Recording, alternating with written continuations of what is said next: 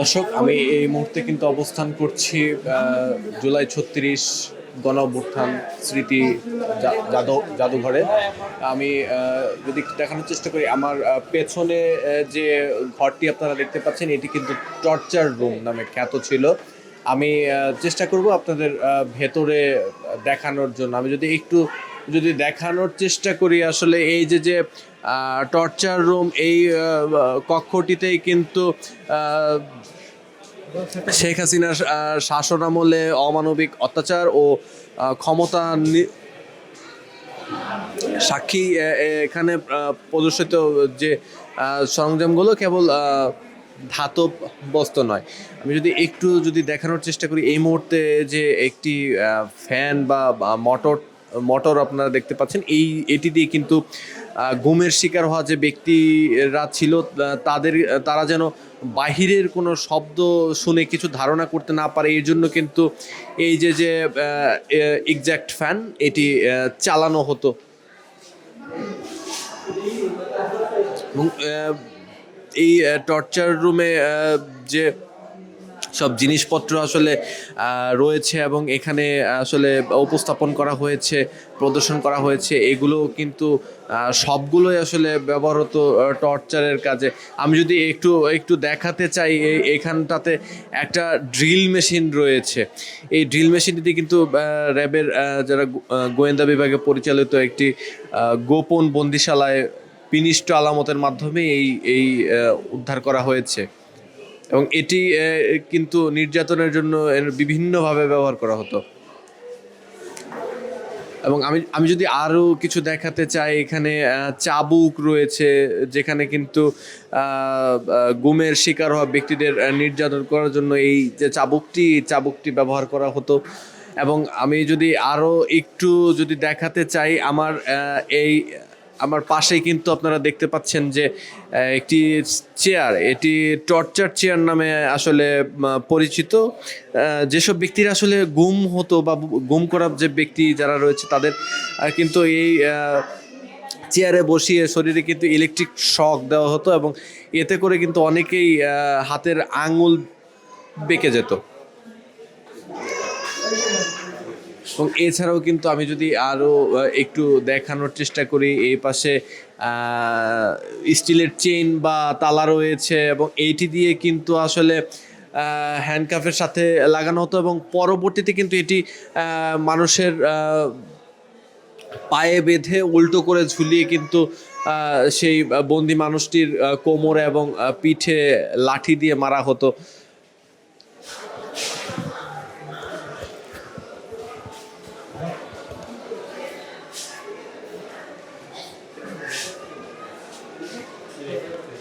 এই টর্চার রুমটিতে আসলে যেসব জিনিসগুলো প্রদর্শন করা হয়েছে, সেগুলো কিন্তু যে টর্চারের কাজে যেসব জিনিসগুলো ব্যবহার করা হতো, সেই জিনিসগুলোই কিন্তু রাখা হয়েছে।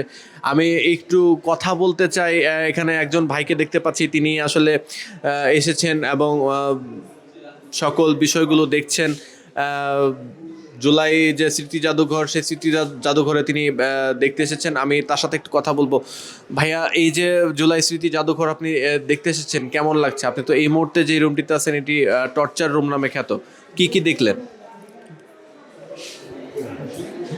মানে দীর্ঘ 17টা বছর রাষ্ট্র ক্ষমতায় থাকার জন্য যত রকম অত্যাচার, নির্যাতন, মানুষকে গুম খুন, যত কিছু প্রয়োজন ছিল রাষ্ট্র ব্যবস্থা ধ্বংস করার জন্য, যা স্টেপ নেওয়ার প্রয়োজন ছিল, সবই এই স্বৈরাচার শেখ হাসিনা একের পর এক নিয়েছে।